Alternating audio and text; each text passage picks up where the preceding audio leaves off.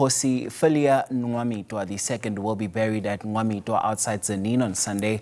She passed away in a Johannesburg hospital aged 85. She became the first female traditional leader of the Valoyi community back in 2008 following a protracted court battle with her cousin Sidwell N'wamitwa over the chieftaincy throne. The family of the late senior traditional leader Hosi Phylia N'wamitwa says she united her family and the community. Members, the royal family, traditional leaders and government officials are also in attendance.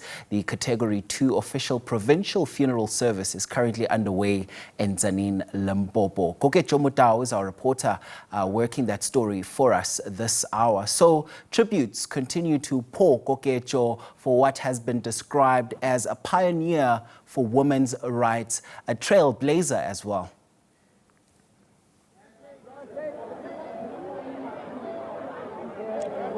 Well, good morning to you and good morning to the viewers in Policy. Indeed, today, Hosi N'wamitwa will be laid to rest. As we speak now, the program has already started. We see people pouring in, coming in numbers to pay their last respects to this, a leader who actually, led her people with integrity. And we understand that she has actually, developed this area of N'wamitwa as one of the leaders. But remember, she was not just only an ordinary, a leader. She was also a prayer warrior, and I'm now joined here by one of her pastors, Reverend Moyani. Thank you so much for joining us on SABC. Reverend, you were, Hosi N'wamitwa was actually part of the church. Just take us through the kind of person she was, particularly in church. No, thank you so much. I'm here myself as Reverend Moyani. I'm the former moderator of this church. I've been working closely to Hosi Phylia N'wamitwa for years. We as a church, what a great loss that we've sustained. Hosi N'wamitwa is one individual that could balance three things: culture, politics, and religion. She never went wrong with all these three things. When she is in church, she's a real church person. And recently as a church, we bestowed on her the order of Lydia Shihlomole. Lydia Shihlomole is the very first convert in our church who accepted Christ as her personal savior up until she lost her marriage. Now we as a church, because of her courage, her leadership style, and everything that she has and the qualities, we bestowed on her the order of Lydia Shihlomole, the order that she appreciated so much, and with her own mouth, she said she has received so many gifts, but this one of Lydia Shihlomole was the one that was above them all. It was because of how she led the nation. She never disappointed us as a church, and hence we have lost such immensely as this church. Oh man! So how are you going to remember her, Pastor? And how are the other church members really going to remember Hosi N'wamitwa? They are going to remember Hosi N'wamitwa by her humility, her down to earth. When she is in church, you will not even recognize that she's a host. She will be in her uniform, beautiful as she is, and she will be singing the hymns, and she will respect everybody. All our ministers, Hosi N'wamitwa called them Mfundisi Wamina, how she loved this church. We'll remember her with those kind of things, and loving the hymns of this church, and being a Presbyterian. And that is what will make us to remember her. Well, Reverend, thank you so much for talking to us here on SABC News. That is Reverend Moyani. And now I'm going to speak to MEC of Corporate Governance, Human Settlements and Traditional Affairs, Bishop Magamu from the Limpopo province. Thank you so much for talking to us here on SABC, MEC. Hosi N'wamitwa has passed on. How are you going to remember her? Well, let me first appreciate the opportunity and say to you that on behalf of the provincial government and on behalf of our premier, we are saddened by the passing of Hosi N'wamitwa, who will leave a void. But at the same time, we are celebrating a life that she has given. She was a servant leader who has worked for the people. You can see where we are. On my left is what we call Valoyi Cultural Village, where she developed the area to preserve the culture of Vatsonga. If you look on your right, it's what we call Kalanga Lodge, somewhere which she was bushy when she came in 2008. Number of schools that were developed under her, number of early childhood learning centers that she, the manner in which she was working with us, how people should be able to be getting services around this area. It's a leader that was always putting the citizens or community members up front than herself. It's a person who, in the institution of traditional leadership, she has done so much. She has been serving as the chair of the local house. She has been serving as a member of the provincial house, even as an executive committee member. When we are dealing with disputes of either land, either of traditional leadership, she will not keep quiet. She will always raise a voice on a better way of resolving issues. She was also a social cohesion practitioner. You will understand that our province will have the pedis, will have the Tsongas, will have the vendors, and the Ndebelers. She was always a proponent of how we should be able to live together, all of us. Where we are in an area, you will see that she's bothered by Valoyi here. She's bothered by Nkuna and Market this side. But she was always preaching how we should be able to work and live together as one people of this province and this country. So she will dearly miss. Her voice will be missed whenever we are in our meetings. We will always say unity in diversity. I think she has done a lot for us to can learn from. So there are other leaders out there. What is it that they can learn from her, and that they can also, that can assist them, to lead their people?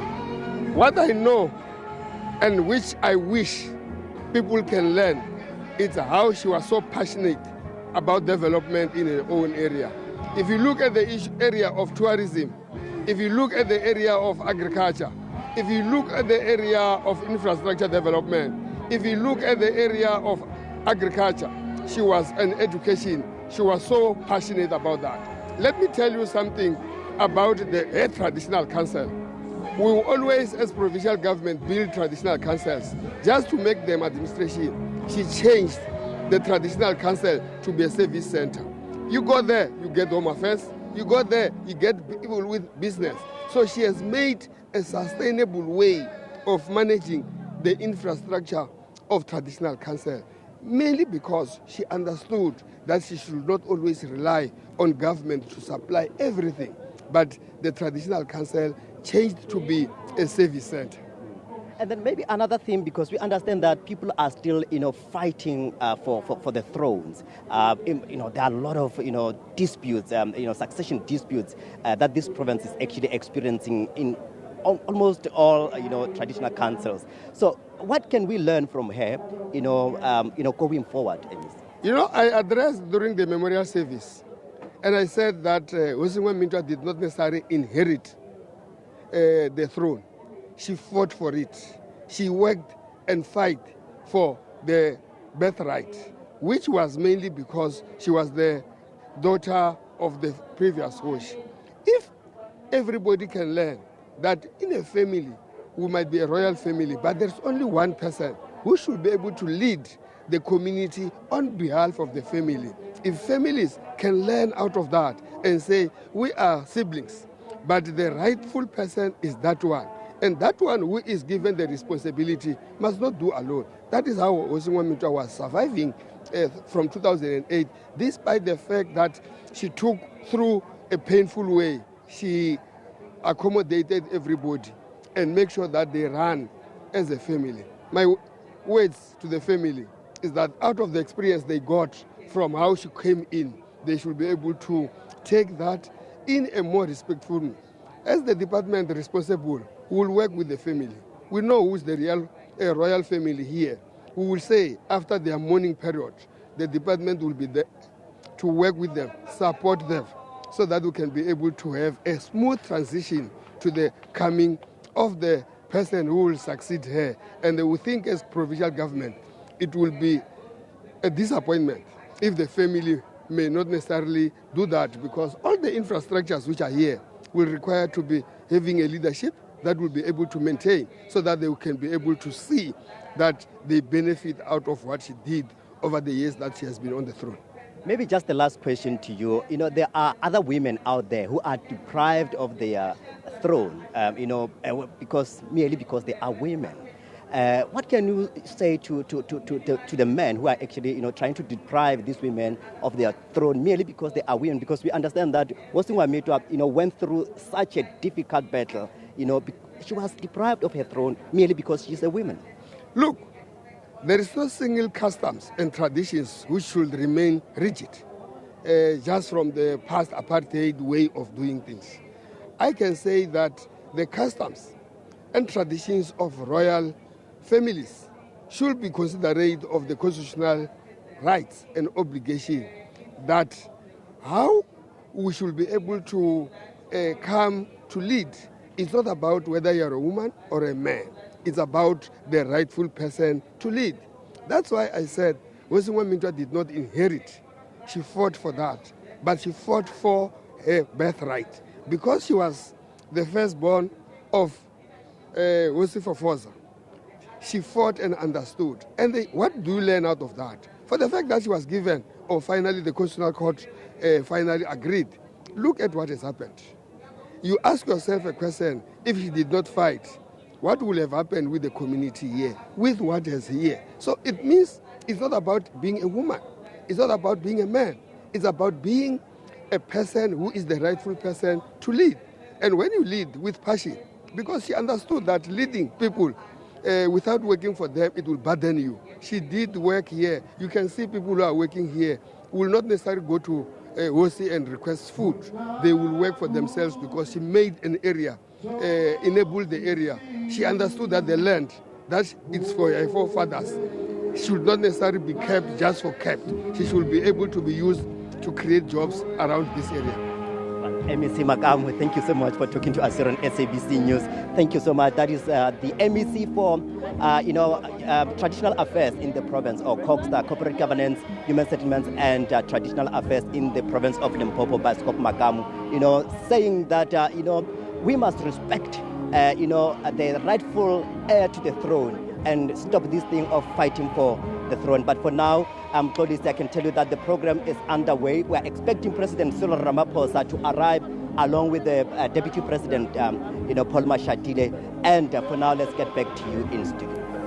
And we certainly will be capturing those arrivals. Thanks so much for bringing us those conversations there. Koketso Motau is our reporter watching developments there as we continue to watch those developments coming out of the funeral service this hour. And of course, born in 1940, what we do know at this moment is that Hosi Phylia N'wamitwa II was the daughter of Chief N'wamitwa, the traditional leader of the N'wamitwa community, who passed away back in 1969. Now, following her father's death, succession to the throne did not pass to her immediately.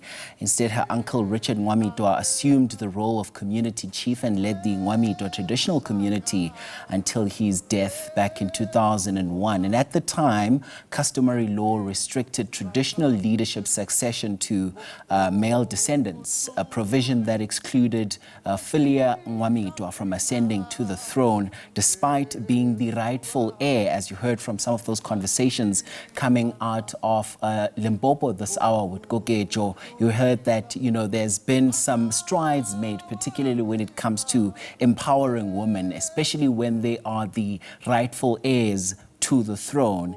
And, her journey is determined to reclaim her father's throne and challenge gender-based exclusion in traditional leadership. We saw Hosi N'wamitwa II embarking on a protracted legal battle that would go to redefine the role of women within customary institutions. Now, her persistence culminated in a landmark ruling by the Constitutional Court of South Africa back in 2008, which affirmed that customary law must align with the Constitution's principles of equality and human dignity. And following the court's decision, she was formally installed as Hosi of the N'wamitwa traditional community, a moment that was widely celebrated as a historic breakthrough for female traditional leadership in South Africa. And she's also been described as a trailblazer for women in traditional leadership.